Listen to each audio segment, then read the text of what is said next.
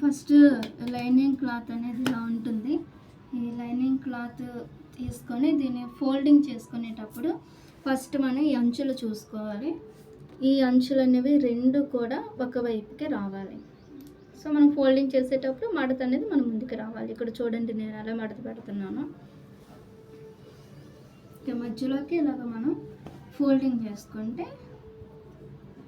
So ఇలా ఈ folding అనేది మన వైపు వస్తుంది, మన ముందుకు వస్తుంది.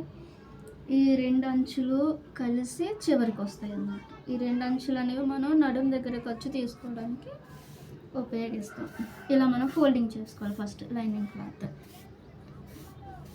ఫోల్డింగ్ చేసుకున్న తర్వాత ఆది బ్లౌజ్ అనేది తీసుకొని ఈ ఆది బ్లౌజ్ వెనకాల పార్ట్ ఓన్లీ వెనకాల పార్ట్ మాత్రమే, అంటే బ్యాక్ పార్ట్ అనేది ఎలా కట్ చేయాలి అది ఓన్లీ ఆది బ్లౌజ్ ద్వారానే, మెజర్మెంట్స్ అనేవి లేదు, చాలా సింపుల్గా ఉంటుంది. ఇలాగా మనం బ్లౌజ్ అనేది మడతలు లేకుండా నీట్గా ఎలాగా ఫస్ట్ మడతలు పెట్టుకొని సరి చేసుకొని ఈ బ్లౌజ్ అనేది మనం ఫోల్డింగ్ చేసుకున్నాం కదా ఆ క్లాత్ పైన డైరెక్ట్గా పెట్టుకోవాలి. సో ఇక్కడ మనం ఈ బ్లౌజ్ అనేది మెజర్మెంట్స్ తీసుకునే ముందు ఫస్ట్ ఖర్చు ఒకటి కావాలి కదా. ఈ రెండు అంచులు కలిసిన భాగం దగ్గర మాత్రం మనం ఖర్చు ఫస్ట్ 1 సెంటీమీటర్, మనకి ఎంత కావాలంటే అంత 1 సెంటీమీటర్ వదిలేయాలి. సో ఇట్లా ఒక ఖర్చుకి 1 సెంటీమీటర్ ఎలాగ ఫోల్డింగ్ అనమాట, అది ఖర్చులోకి పోతుంది. సో కాబట్టి దీన్ని మనం 1 సెంటీమీటర్ లేదా 2 సెంటీమీటర్స్ మనకి ఎంత కావాలంటే అంత తీసుకోవచ్చు. సో ఇప్పుడు వెనకాల నడుము యొక్క పొడవు అనేది, ఈ నడుము యొక్క పొడవు ఎంత అయితే ఉందో అంత చూడండి ఇక్కడ. సో ఇక్కడ నడుము అనేది మనకి 3 సెంటీమీటర్స్ మాత్రం ఉంది. సో ఇక్కడ నుంచి మనం ఈ పొడవును అనేది ఇలా టిక్ చేసుకోవాలి. సో దీనికి మనం ఖర్చు అనేది కావాలి, మడత పెట్టి కుడతాం కాబట్టి మెడని ఈ ఖర్చుకి ఒక చిన్న ఖర్చుకి పెట్టుకుంటాం. తర్వాత ఇక్కడ వెనకాల పట్టు మెడ అనేది పొడవు ఎంత ఉందో చూసుకొని ఇలాగా పొడవు సరిగ్గా మడత పెట్టుకొని నీట్గా ఇలా పొడవు అనేది చూసుకొని ఇక్కడికి మనం టిక్ చేసుకోవాలి.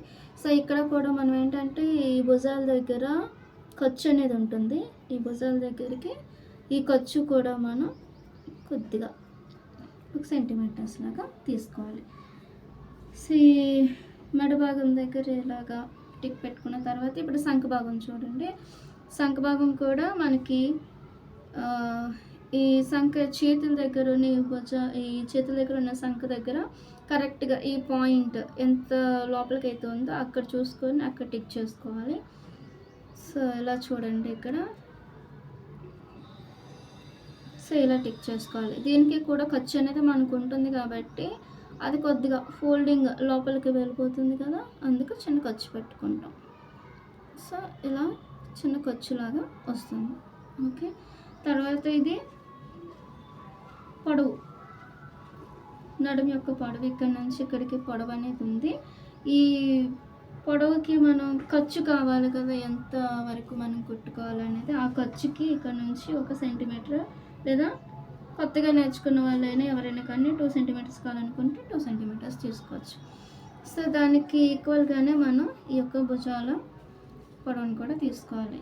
ఇది సింపుల్గా ఇలా మెజర్మెంట్స్ అనేవి తీసుకొని ఆది బ్లౌజ్ ఇంకేం ఉపయోగించట్లేదు, టేప్ కానీ ఏం ఉపయోగించలేదు, ఓన్లీ ఆది బ్లౌజ్ మాత్రమే. ఇప్పుడు దీన్ని మనం చూడండి, ఈ మెజర్మెంట్ ప్రకారంగానే మనం ఫస్ట్ కట్ చేసుకోవాలన్నమాట. అంటే ఇలా కలుపుకొని నడుము యొక్క భాగానికి ఇలా కలిపి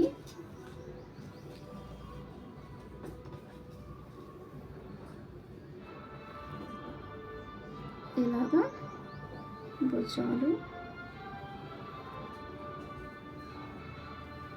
ఇది పాలిస్టర్ క్లాత్ కాబట్టి సరిగ్గా రావట్లేదు, ఒకసారి చూసుకోండి.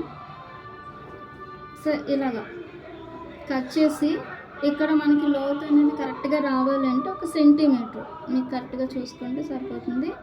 మెడ దగ్గర అయినా సంకల దగ్గర 1 సెంటీమీటర్ పొడవు అనేది ఉంది, చిన్నది 1 సెంటీమీటర్ అనేది తీసుకోవాలి.